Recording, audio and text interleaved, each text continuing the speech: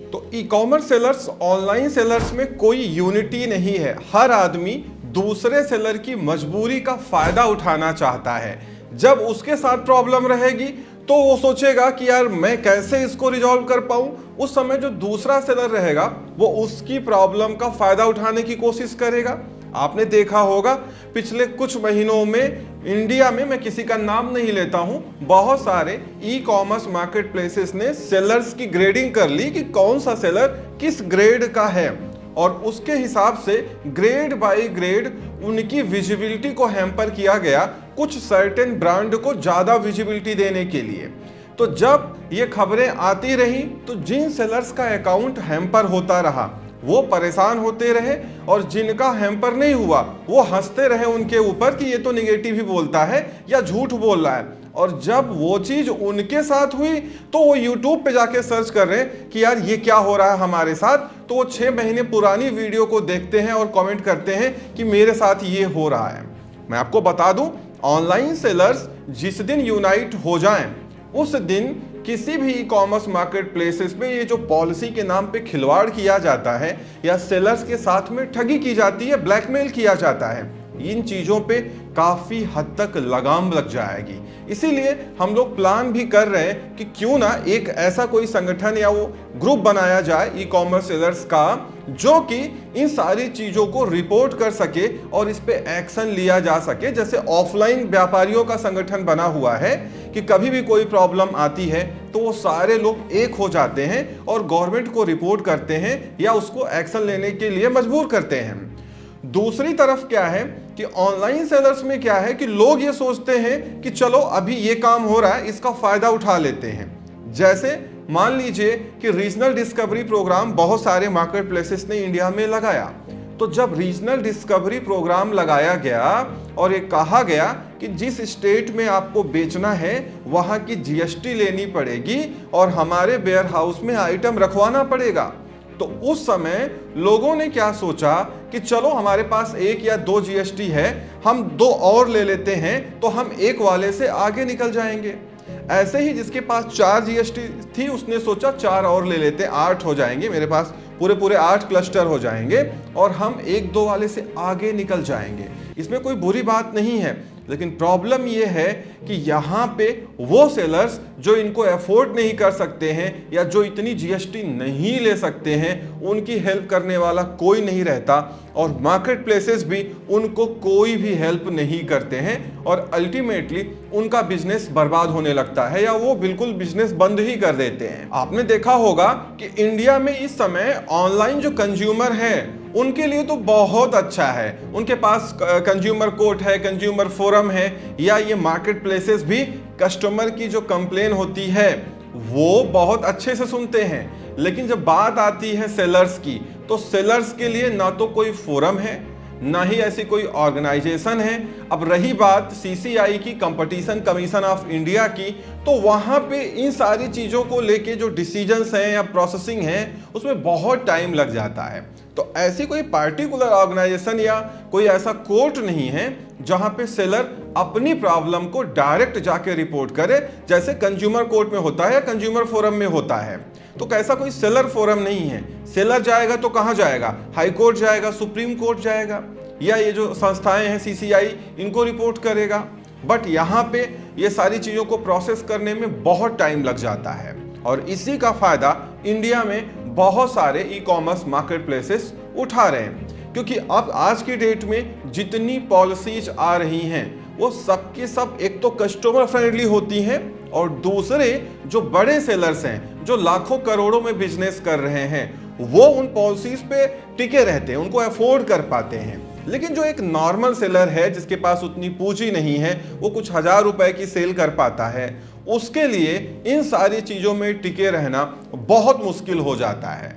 जैसे मैंने आपको बताया था पिछले कुछ महीनों पहले हम लोगों ने ई कॉमर्स वेबसाइट बनाने के लिए आपका इवेंट चलाया कि वेबसाइट बना लो, एटलीस्ट आपका जो ब्रांड है वो गूगल पे या इंटरनेट पे अवेलेबल तो रहे, कि आपके ब्रांड को कोई गूगल में टाइप करे तो कम से कम आपकी एक वेबसाइट तो दिखे।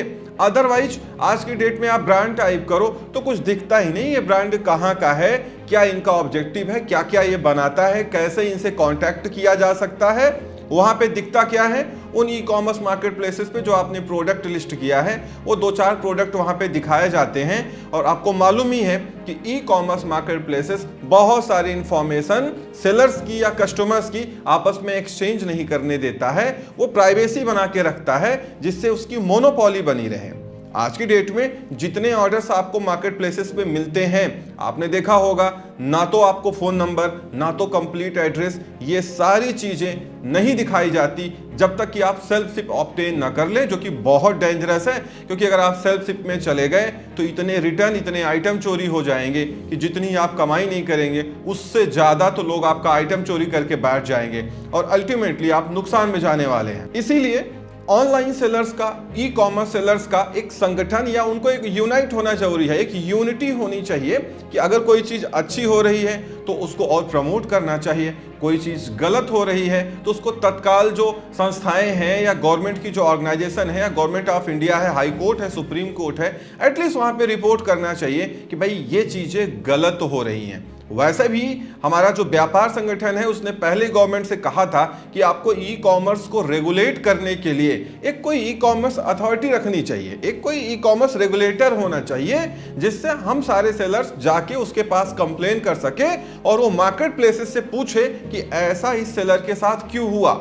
बट अभी तक ऐसा कोई रेगुलेटरी या कोई बॉडी ऐसी कोई असाइन नहीं हुई है और ना ही ई कॉमर्स पॉलिसी लॉन्च हुई है और ना ही अभी सीसीआई का एक्शन डिक्लेयर हुआ है। ये सीसीआई का जो एक्शन है वो नवंबर महीने में डिक्लेयर किया जाएगा कि हमने क्या क्या एक्शन लिया है मार्केट प्लेसेस के ऊपर। तो अभी ये फेस्टिव सीजन निकल जाने दीजिए, लगभग 10 से 15 नवंबर के बीच में ये डिसीजन आने वाला है कि मार्केट प्लेसेस पे क्या एक्शन लिया गया है।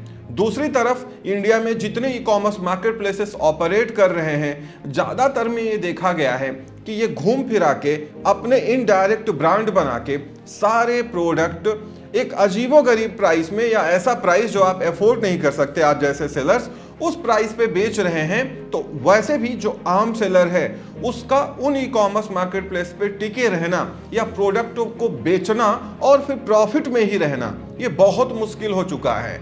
ऐसे तो आप हजारों की सेल लेके चले आओगे अगर आप लॉस में बेचने लगोगे, बट उन सेल्स का कोई फायदा नहीं होता है।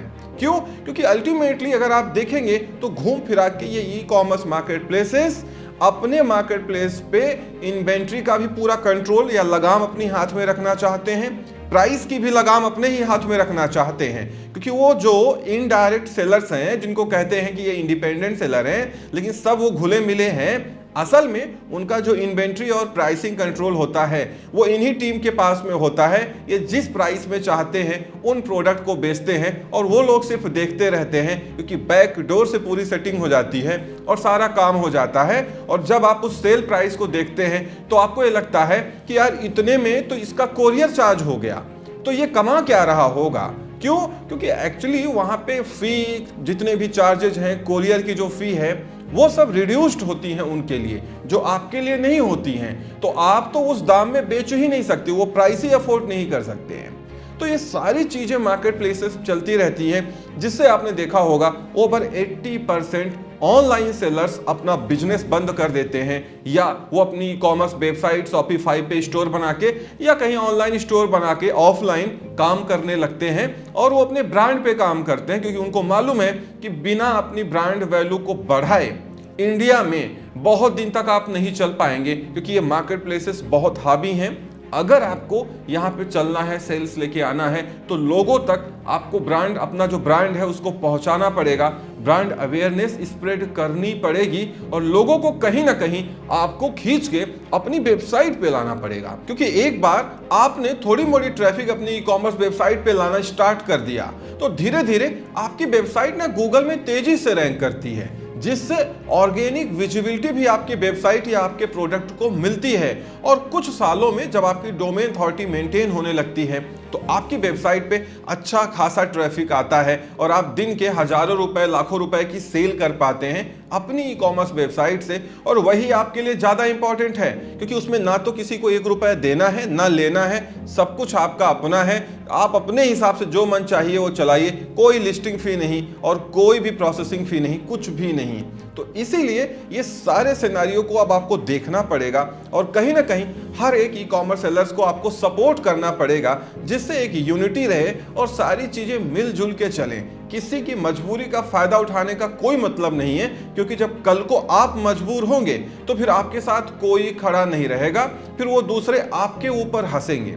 और वैसे भी जब आपकी जेब में पूंजी नहीं होगी, पैसा नहीं होगा, तो आपके कई बार अपने भी साथ छोड़ देते हैं। तो इसीलिए ये सारा प्रोटेक्शन आपको लेके चलना पड़ेगा और आपको इन रियलिटीज को समझना पड़ेगा ई कॉमर्स में, ऑनलाइन सेलिंग में। और फिर अगर आप काम करते हैं तो डेफिनेटली ई कॉमर्स ग्रो हो रहा है, आगे और तेजी से ग्रो होगा और आप भी ग्रो कर पाएंगे। तो इस वीडियो में इतना ही, उम्मीद करता हूं वीडियो पसंद आई होगी। Thank you so much for watching.